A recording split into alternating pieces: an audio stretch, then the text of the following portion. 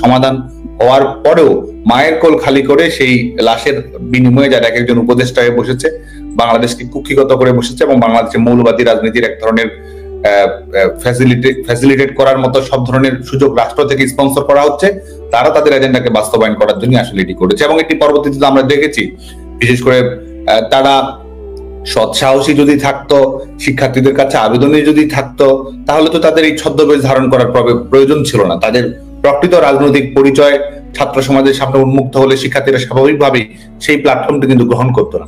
এটিও একটি কারণ এ ধরনের নির্দলীয় প্ল্যাটফর্ম বেছে নেওয়ার বলে মনে করি। ছাত্রলীগের বিরুদ্ধে এদের সবার বড় একটা অভিযোগ ছিল গণরুম কালচার, ইউনিভার্সিটিতে হলগুলোতে টর্চার, এগুলো নিয়ে কোন আত্মপক্ষ কি সাদ্দাম? দেখুন, আমাদের বাংলাদেশে তো সিট রাজনীতির বাস্তবতা আছে, এটি একেবারে নেই এটি বললে তো বাস্তবতা অস্বীকার করা হবে।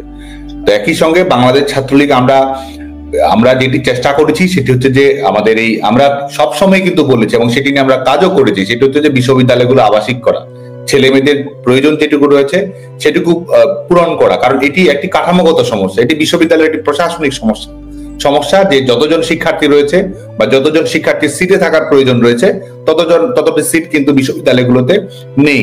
কিন্তু বাংলাদেশে যারা প্রান্তিক মানুষ আছে, নিম্নবর্গীয় মানুষ আছে, যারা বাংলাদেশের বিভিন্ন প্রান্ত থেকে আসছে, তাদের তো স্বাভাবিকভাবে বিশ্ববিদ্যালয়ে লেখাপড়া করতে হয় এবং সেই আর্থিক সক্ষমতা সবসময় থাকে না যে বাইরে থেকে কর্মকাণ্ড পরিচালনা করবে। তো সে কারণে আজকে ছাত্র রাজনীতি না থাকলেও তো গণরুমের বাস্তবতা থাকবে। এটি এক ধরনের কাঠামোগত সমস্যা তৈরি হয়েছিল। কারণ ঢাকা বিশ্ববিদ্যালয়ে যদি আবাসিক সক্ষমতা যদি থাকে 14,000 শিক্ষার্থী কিংবা 18,000 শিক্ষার্থীর, সেখানে শিক্ষার্থী থাকতে সেখানে 25,000 থেকে 30,000। তো এই বাস্তবতা রয়েছে, যেখানে যদি কথার কথা 60 জনের মতো সিট ক্যাপাসিটি রয়েছে, সেখানে থাকতে হচ্ছে 120 জন 130 জন। তো স্বাভাবিকভাবে প্রত্যেকটা রুমই তো আসলে একটি গণরুম। যে রুমে 4 জন থাকার কথা সেই রুমে 8 জন থাকছে, যে রুমে 2 জন থাকার কথা সেই রুমে বৈধভাবে 6 জন থাকছে, আইনগতভাবে থাকছে। তো সত্যিকার অর্থে প্রত্যেকটি রুমই তো আসলে কোনো না কোনো গণরুম হিসেবেই রয়েছে। একজন উচ্চশিক্ষা প্রতিষ্ঠানের শিক্ষার্থী তার যেভাবে থাকার কথা ছিল। তো আমরা আবাসিক বিশ্ববিদ্যালয়ে বাস্তবায়িত হয় সেই লক্ষ্যে কাজ করেছে এবং আবাসিক সমস্যা বিশ্ববিদ্যালয়গুলোতে কমে এসেছিল। কারণ আমরা জানি যে এটি ছাত্র রাজনীতির একক সমস্যা নয়, এটি বিশ্ববিদ্যালয়ের প্রশাসনিক সমস্যা এবং এটির যদি সমাধান না হয়, যদি আপনি কাঠামোগত সমাধান না করেন, তাহলে সিটকে কেন্দ্র করে যে ছাত্র রাজনীতির একটি নেতিবাচক ব্যবহার হয় সেটি থেকে পুরোপুরি বের হয়ে আসা সম্ভব না। তো সে কারণে আমরা এই আবাসিক বিশ্ববিদ্যালয়ের ধারণাকে গুরুত্ব দিয়েছি। ঢাকা বিশ্ববিদ্যালয় সহ বাংলাদেশের বেশিরভাগ বিশ্ববিদ্যালয়ে মাস্টার প্ল্যান যেন দ্রুত বাস্তবায়িত হয় সেই লক্ষ্যে কাজ করেছি। ঢাকা বিশ্ববিদ্যালয়ে অনেকগুলো আবাসিক হলে নতুন বর্জিত ভবন হয়েছে এবং সে কারণে আবাসিক সমস্যা কিন্তু ক্রমান্বয়ে কমে আসছিল এবং এই সমস্যাটির সমাধান হলে বাংলাদেশের ছাত্র রাজনীতির যে বিদ্যমান সমস্যাগুলো ছিল সেগুলো কিন্তু কমে আসতো। বাংলাদেশ ছাত্রলীগ তার রাজনীতির প্র্যাকটিসে আমরা যেটি করেছি, ছাত্র রাজনীতি তো তার পছন্দের বিষয়, একজন ছেলে মেয়ে করতেও পারে, নাও করতে পারে, কিংবা যে কোনো ধরনের ছাত্র রাজনীতি করার মতো তার রয়েছে।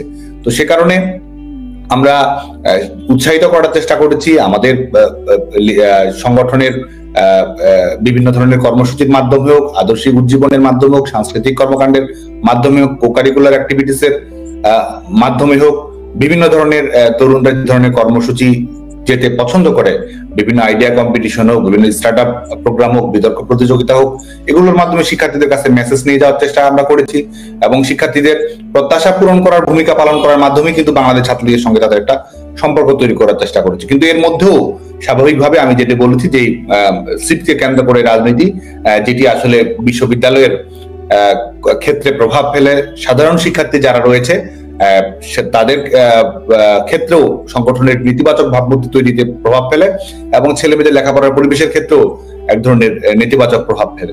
তো আমরা মনে করি ধারাবাহিকভাবে সেটি কিন্তু বাংলাদেশের ছাত্র রাজনীতি, শুধু ছাত্রলীগ নয়, বাংলাদেশ ছাত্রলীগ কিন্তু সেটি কাটিয়ে উঠছিল, বাংলাদেশের ছাত্র রাজনীতি সেটি কাটিয়ে উঠছিল। বাংলাদেশের ছাত্র রাজনীতির বাস্তবতা কি? আমাদের ঢাকা বিশ্ববিদ্যালয়ের বিভিন্ন প্রগতিশীল ছাত্র সংগঠনগুলো, তাদেরও কিন্তু বাস্তব কথা হচ্ছে তাদের নির্দিষ্ট কক্ষ রেখে সেখানে কিন্তু তাদের কর্মীরা থাকতো। এসব উদাহরণ কিন্তু বাংলাদেশের প্রত্যেকটি বিশ্ববিদ্যালয়ে রয়েছে। এটি দায়টি ছাত্রলীগ বড় সংগঠন, বাংলাদেশের ছাত্র সমাজের বৃহত্তম প্রতিনিধিত্বকারী সংগঠন, এটি এক ধরনের দায় দেওয়া হয়েছে। আর প্রশাসনিক সমস্যাকে এককভাবে ছাত্র রাজনীতির দায় দেওয়া হয়েছে। ছাত্র রাজনীতির দায় তো অবশ্যই আছে, তবে আমি মনে করি যে বাংলাদেশ ছাত্রলীগের আরো বেশি অগ্রগতি হওয়া উচিত ছিল। আমরা হয়তো সেই ভূমিকাটি রাখতে প্রত্যাশিত মাত্রায় সাফল্যের পরিচয় দিতে পারিনি।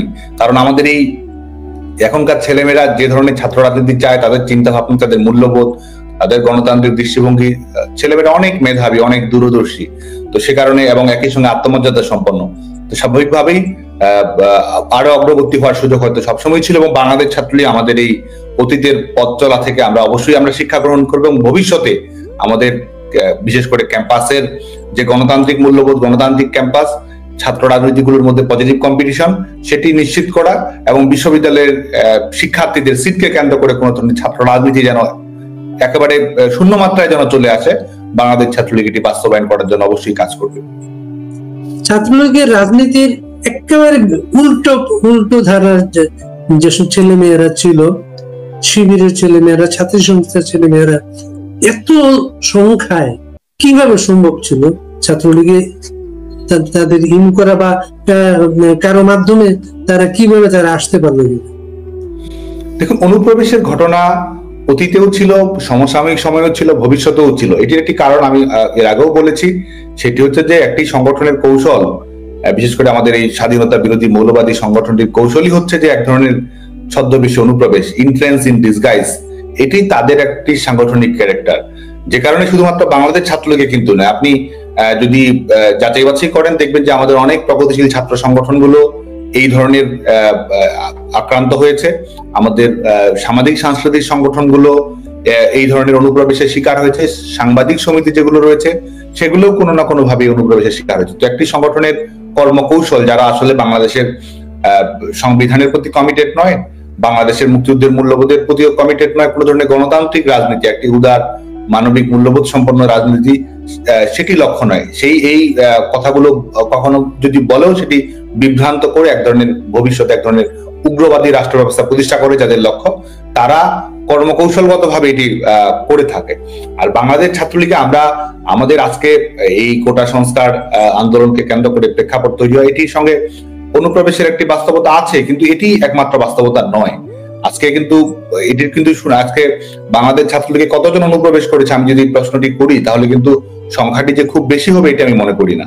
কারণ আজকে হয়তো চলতি কথায় অনেকেই বলে, সোশ্যাল মিডিয়ার ট্রেন্ড হিসেবে অনেকে বলে, কিংবা 5ই আগস্টের মতো প্রেক্ষাপট, এই ষড়যন্ত্র যখন বাস্তবায়িত হয়েই গেছে, তখন আমরা আমাদের কারণ হিসেবে এই বিষয়গুলোকে সামনে নিয়ে আসি, কিন্তু কারণ এটি একমাত্র নয় বলে আমি মনে করি।